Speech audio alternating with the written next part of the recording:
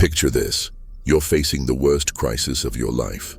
Your heart is racing, your mind is spiraling, and everyone around you is panicking. Now imagine staying completely calm, not just on the outside, but genuinely peaceful on the inside. Sounds impossible, right? Well, there's one person in history who mastered this to a degree that defies human logic. Jesus of Nazareth faced betrayal, torture, and death with a serenity that baffled even his executioners. But here's what will blow your mind. This wasn't just spiritual strength. There was a specific psychological framework behind his unshakable calm that modern psychology is only now beginning to understand. And today, I'm going to reveal the 3 mental strategies that gave him this impossible mindset. The most powerful psychological framework in history was hidden in plain sight for 2,000 years. If you're building anything meaningful in your life, these 3 mental structures will change everything about how you handle pressure forever. Let's start with something that makes absolutely no sense from a psychological perspective. Picture this scene. You're in a small boat in the middle of a massive lake.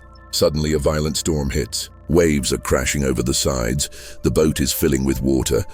And experienced fishermen who've spent their entire lives on this water are genuinely terrified they're about to die. What would you be doing in this moment? Your heart would be pounding, adrenaline flooding your system, every survival instinct screaming at you to take action. But Jesus? He was asleep. Not just resting, but in such a deep, peaceful sleep that the chaos around him couldn't even wake him up. His disciples had to physically shake him awake, shouting over the storm. Think about this for a second. This is not normal human behavior. When we face life-threatening situations, our sympathetic nervous system kicks into overdrive. Fight or flight response activates. Sleep becomes physiologically impossible. Yet here was a man so internally calm that external chaos had zero impact on his nervous system. Most people explain this away as a miracle and leave it at that. But what if I told you there's a psychological explanation that's even more remarkable than the supernatural interpretation? What if Jesus had developed a mental framework so powerful that it literally rewired how his brain processed threat and stress? Modern neuroscience shows us that our perception of danger is everything.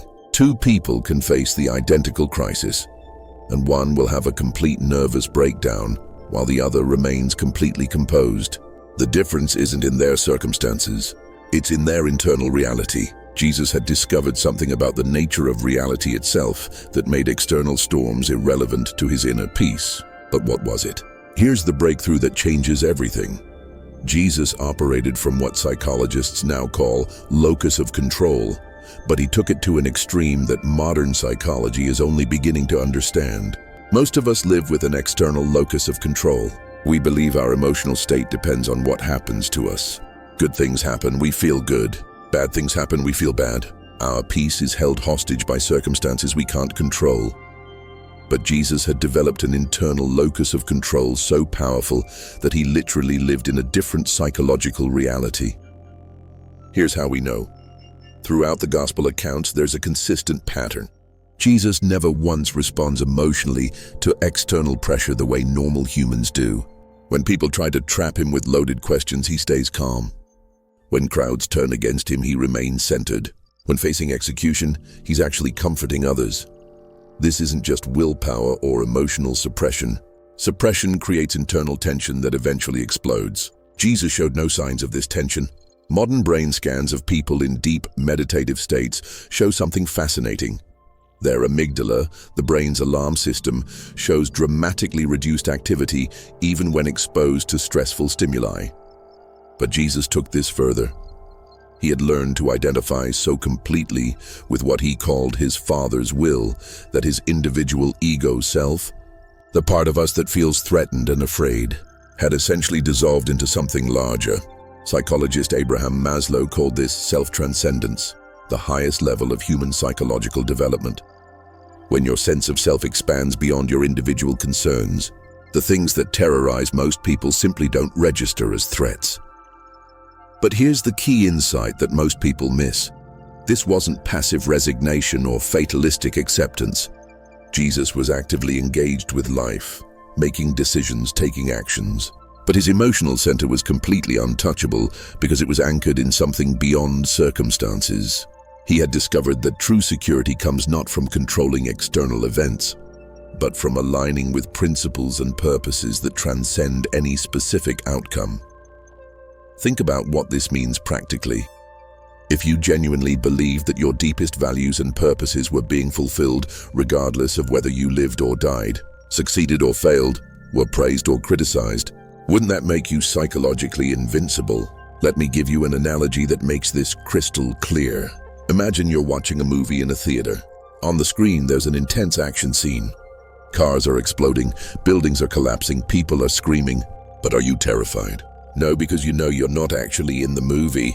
You're the observer, sitting safely in your chair, watching events unfold without being personally threatened by them. Jesus had learned to live from this observer perspective, but applied to real life.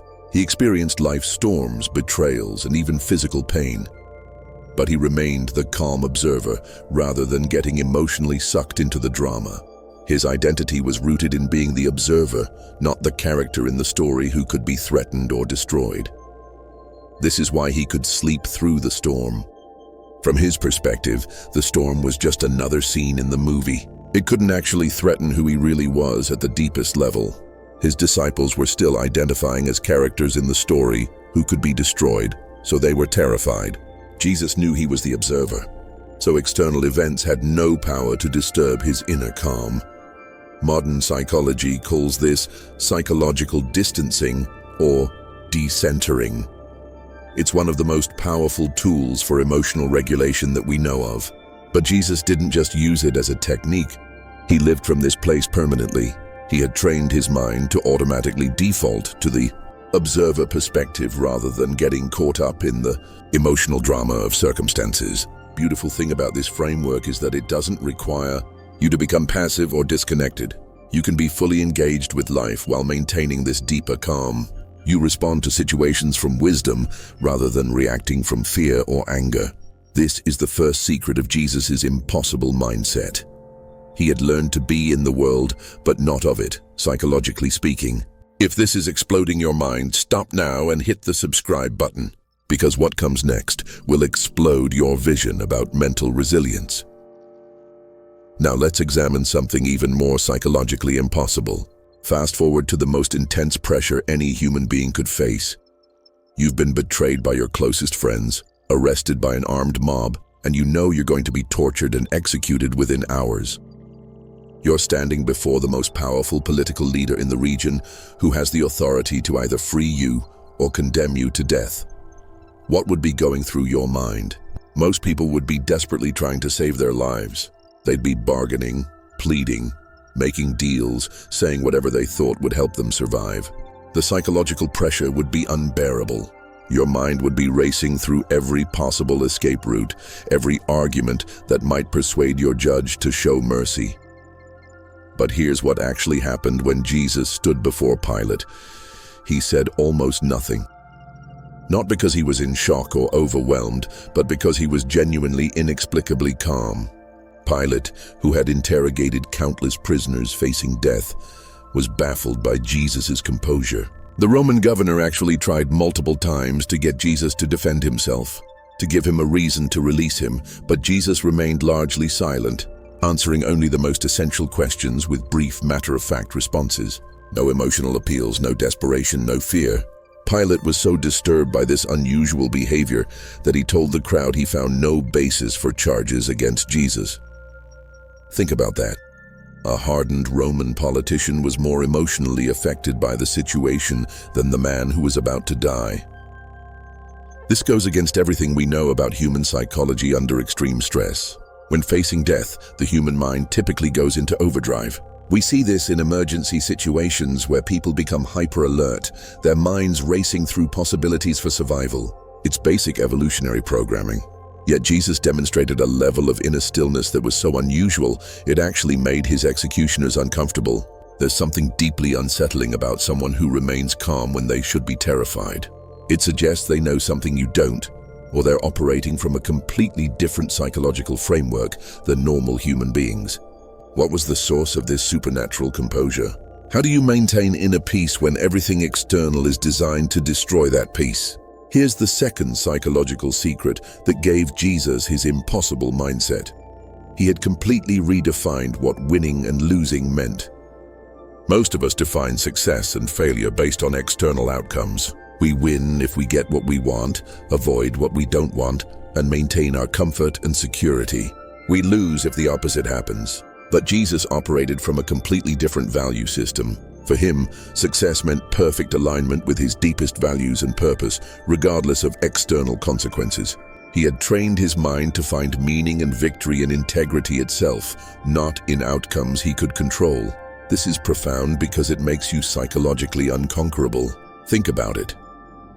If someone can only defeat you by making you compromise your values, but you're absolutely committed to maintaining those values no matter what, then they have no real power over you. They can hurt your body, damage your reputation, even kill you, but they cannot make you lose in the way that actually matters to you. Modern psychology calls this values-based living and recognizes it as one of the most powerful sources of psychological resilience. When your self-worth and sense of success are tied to things you can control, like your character and choices rather than things you can't control, like other people's reactions or external circumstances, you become nearly invincible emotionally. But Jesus took this even further. He didn't just live by his values. He had reached a point where expressing those values perfectly was more important to him than his own survival. This created what psychologists call psychological freedom. When you genuinely care more about your integrity than your comfort, threats lose their power over you. Watch how this played out. Pilate offered Jesus multiple opportunities to save himself. All Jesus had to do was compromise slightly, play the political game, say what people wanted to hear. But he refused every escape route that required betraying his principles. From an external perspective, this looks like stubbornness or even stupidity. From his internal perspective, taking those escape routes would have been the real failure. This is why he could remain calm. He wasn't trying to manipulate the outcome or control what happened to him. He was simply committed to being who he was regardless of consequences. When you stop trying to control things you can't control and focus entirely on the things you can control, stress and anxiety naturally diminish. Jesus had discovered that true security comes not from avoiding suffering, but from maintaining your integrity in the midst of suffering. Here's an analogy that makes this framework clear. Imagine you're a professional athlete competing in the Olympics. You've trained your entire life for this moment. As you stand at the starting line, you have a choice about how to define success. Option 1. Success means winning the gold medal. If you choose this definition, your emotional state will be completely dependent on factors you can't control, like how well your competitors perform, whether you have an off day, or even random chance. You'll be anxious and tense because your self-worth is tied to an outcome that isn't entirely in your hands. Option 2. Success means running the best race you're capable of, giving everything you have, and competing with perfect integrity. If you choose this definition, you can be completely calm and focused because success is entirely within your control. Win or lose, if you run your best race with integrity, you succeed. Jesus chose option 2 for his entire life. He defined success as perfect faithfulness to his values and purpose, not as avoiding suffering or gaining external rewards. This gave him a psychological advantage that his opponents couldn't understand or overcome. When Pilate tried to intimidate him with the threat of death, Jesus wasn't afraid because death couldn't prevent him from succeeding in the way that mattered to him. In fact, facing death with courage and love was the ultimate expression of his values. From his perspective, dying with integrity was winning, while saving his life through compromise would be losing. This is the second secret of his impossible mindset. He had learned to define victory in terms of character rather than circumstances. When your sense of success is tied to who you are rather than what happens to you, external pressures lose their power to disturb your inner peace. Most people spend their lives trying to arrange circumstances to make them feel secure and successful. Jesus reversed this entirely.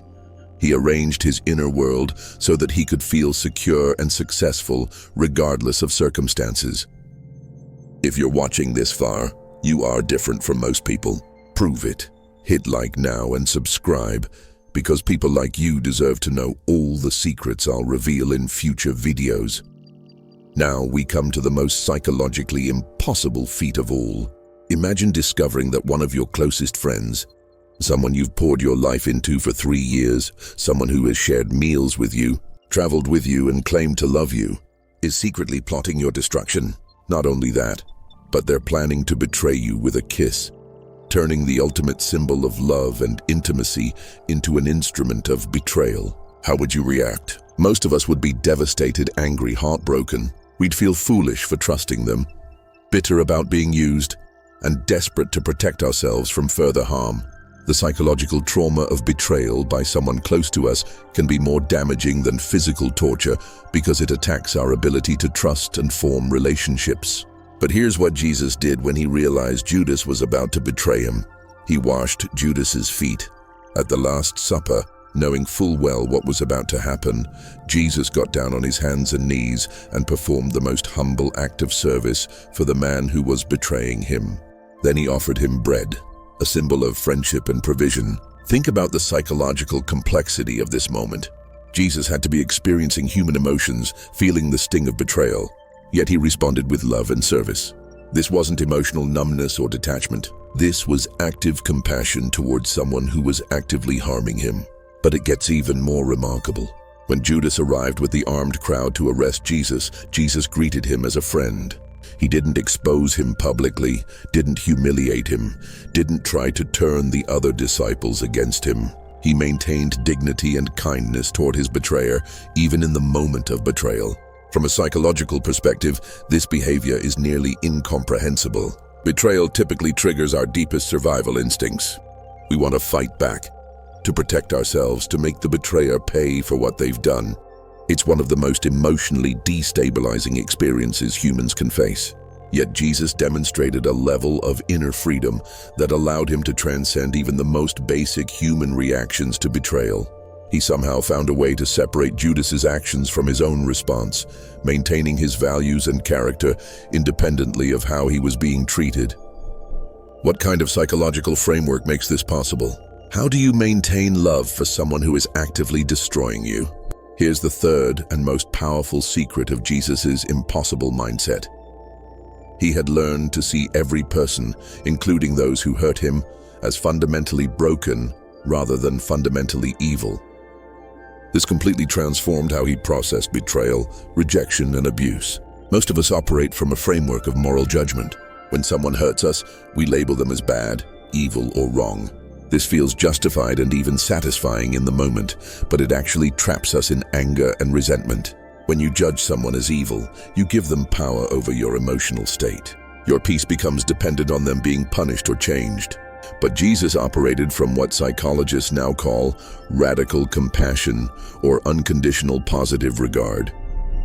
He saw Judas's betrayal not as evidence that Judas was an evil person, but as evidence that Judas was a wounded person making destructive choices.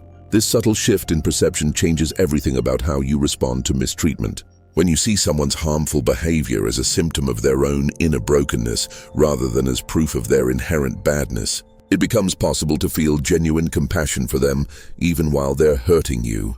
You recognize that hurt people, and that their actions say more about their internal pain than about your worth as a person. Modern trauma therapy uses this exact principle. Therapists help clients reframe their abuser's behavior not to excuse it, but to free themselves from being emotionally controlled by it. When you understand that someone's cruelty comes from their own unhealed wounds, you can protect yourself without being consumed by hatred or revenge. Jesus had mastered this psychological principle perfectly. He could see that Judas's betrayal came from Judas's own fear, confusion, and internal conflict, not from anything fundamentally wrong with Jesus. This allowed him to maintain compassion and even continue loving Judas while still acknowledging the reality of what was happening. But here's the most remarkable part. This perspective didn't make Jesus passive or weak. He still took appropriate action to protect himself when possible.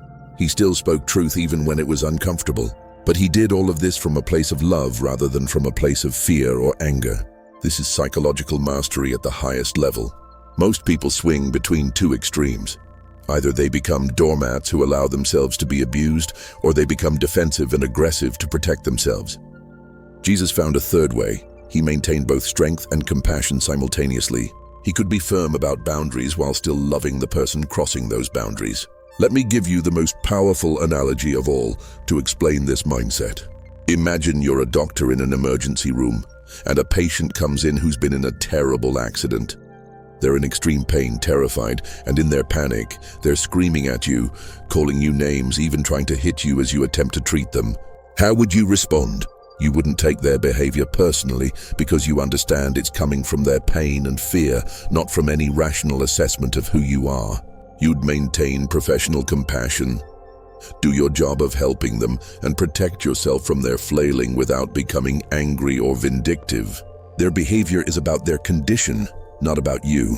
This is exactly how Jesus approached Judas and everyone else who mistreated him. He saw their harmful behavior as symptoms of their spiritual and emotional condition, not as personal attacks that required him to defend his ego or strike back. This gave him complete emotional freedom. When someone betrays you and you respond with hatred, you become emotionally enslaved to them.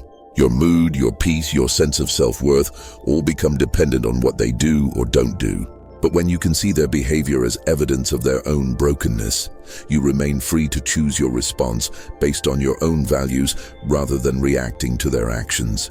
This is the third secret of Jesus' impossible mindset. He had learned to separate people's actions from people's essence. He could oppose destructive behavior while still loving the person doing it. He could protect himself while still maintaining compassion. He could acknowledge reality while refusing to let that reality control his emotional state. The beautiful result of this approach is that it makes you psychologically invincible. No one can force you to become bitter, angry, or hateful because you understand that their behavior is about them, not you. You remain free to be who you choose to be regardless of how others choose to treat you. This is true emotional mastery, the ability to maintain your values and character independently of how the world responds to you. Here's what these 3 psychological secrets reveal. Jesus had discovered that true invincibility comes not from controlling external circumstances, but from becoming internally unshakable. By living as the observer rather than the victim, defining success through character rather than outcomes, and seeing others' actions as symptoms of their condition rather than reflections of your worth, you become psychologically unconquerable. The storms of life can rage around you, but they cannot disturb the calm at your center. This wasn't just spiritual wisdom, it was psychological mastery at the highest possible level. And the most remarkable part, these principles are still available to anyone willing to do the inner work to develop them. If these secrets exploded your mind, you need to see my next videos, but only if you hit that bell. Otherwise, you'll miss the most powerful secrets in history.